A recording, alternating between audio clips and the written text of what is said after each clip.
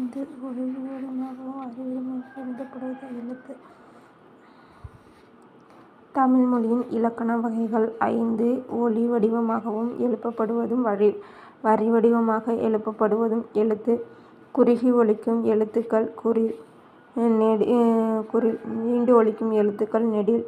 எழுத்தை உச்சரிக்க எடுத்துக்கொள்ளும் கால அளவை என்கிறோம்.